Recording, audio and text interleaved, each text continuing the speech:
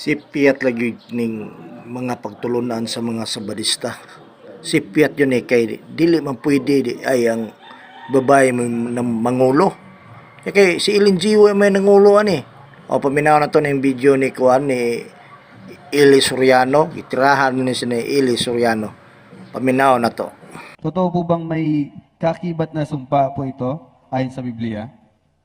Alam mo kapatid, wag muna tayong pumunta dun sa sumpa. Napaka-bilis naman pagka sumpa agad ang sasabihin natin. Let us study first the premise of the truth in the scriptures. And the truth begins with God.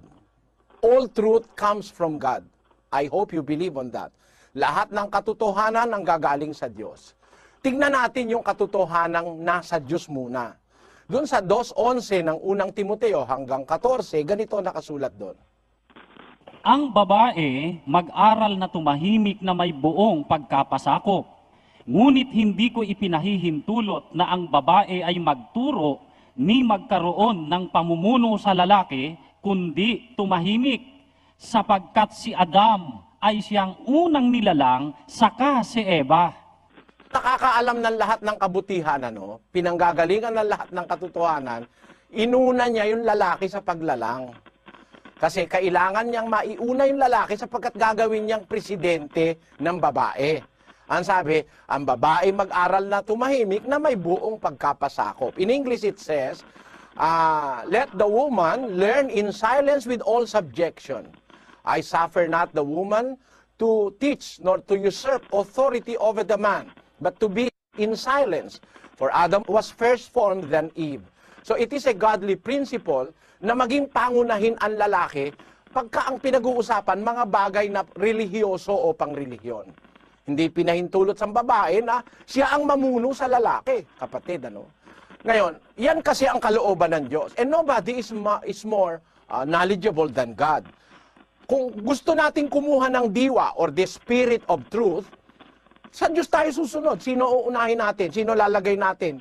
Hindi ba ang lalaki? Dahil lalaki ang binigyan ng Diyos ng unang-una. Ang mga apostol, wala namang apostola.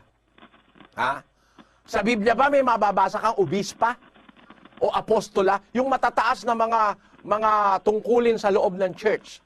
Puro lalaki nandyan . In fact, nung maglagay siya ng isang general and overall leader of the church, sa hula pa lang, in-emphasize na lalaki ilalagay niya . Basahin natin sa Isaiah 9:6-7. Sapagkat sa atin ay ipinanganak ang isang bata, sa atin ay ibinigay ang isang anak na lalaki, at ang pamamahala ay maaatang sa kanyang balikat, at ang kanyang pangalan ay tatawaging kamangha-mangha, tagapayo, makapangyarihang Diyos, walang hanggang Ama, prinsipe ng kapayapaan. Sa hula pa lang si Kristo in-emphasize na, kapatid na Roland, si Kristo na mamamahala sa Israel sa paglilingkod sa Diyos, lalaki. At nung magkaroon na ng katuparan, in-emphasize pa rin na lalaki siyang mamamahala sa Israel. Basahin natin ang 1:21 ng Mateo. At siya'y manganganak ng isang lalaki, at ang pangalang itatawag mo sa kanya ay Jesus, sapagkat ililigtas niya ang kanyang bayan sa kanilang mga kasalanan. Yung palang tagapagligtas, lalaki nga talaga ang ilalagay ng Diyos. Kaya the overall leader of the church, lalaki pa rin si Kristo. Ngayon, ang sabi niya sa mga namumuno sa Israelites, yung kanyang unang people, yung unang bayan ng Diyos, pinangako niya yan kay David at saka kay Solomon, na pag sila ay mananatiling tapat sa Diyos, puro lalaki ang magiging puno ng kanilang bayan. Basahin natin ang unang hari. Ganito ang ating mababasa sa nasa screen na, Kapitulo 9, versikulo 5. Ay akin ngang itatatag ang luklukan ng iyong kaharian sa Israel magpakailanman. Ayon sa aking ipinangako kay David na iyong ama na sinasabi, hindi magkukulang sa iyo ng lalaki sa luklukan ng Israel. Yung pala pangako ng Diyos kay David at saka kay Haring Solomon, hindi kayo magkukulang ng lalaki na uupo sa luklukan ng Israel. Alam mo ba pagka walang lalaki kung anong kahulugan nun? Ano po ba ang ibig sabihin pag nagkagano na po, kapatid na Eli? Na wala na, sabi ng Diyos, ang pangako niya, hindi magkukulang ng lalaki. Pero pag wala ng lalaki, alam mo kano kahulugan nun? Basahin natin yung 3 ng Isaias 3:12. Tungkol sa aking bayan, mga bata ang mga mamimighati sa kanila, at mga babae ang mga pupuno sa kanila.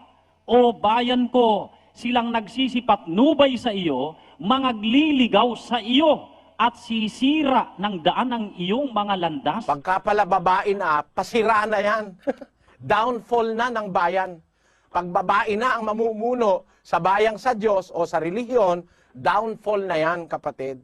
Papunta na yan sa pagkawasak o pagkasira. Ang katunayan ay, alam mo, ang napakaraming mga relihiyon sa mundo, sa kasaysayan ng mundo, na mali ang itinuturo, ang nag-umpisa mga babae. Pagka ang nag-uumpisa o namumuno ay babae, talagang makikita mo ang mga aral niyan, ligaw-ligaw, panluloko sa kapwa-taong aral. Kinalulungkot kong sabihin sapagkat ito'y nasa Biblia, sisirain ng mga babaeng namumuno ang daan ng katwiran. Yun ang sinasabi sa hula ni Propeta Isaias. Naganap yan sa Seventh-day Adventist.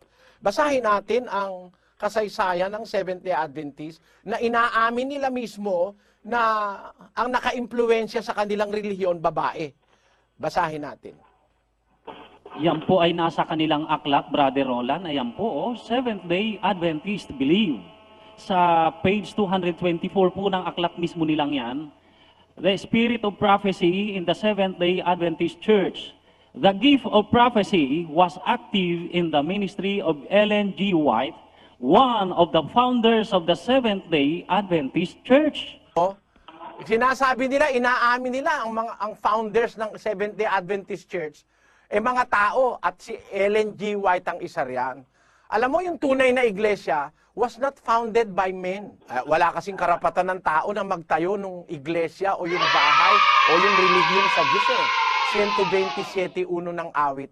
Malibang itayo ng Panginoon ang bahay, walang kabuluhang nagsisigawa ang nagtatayo.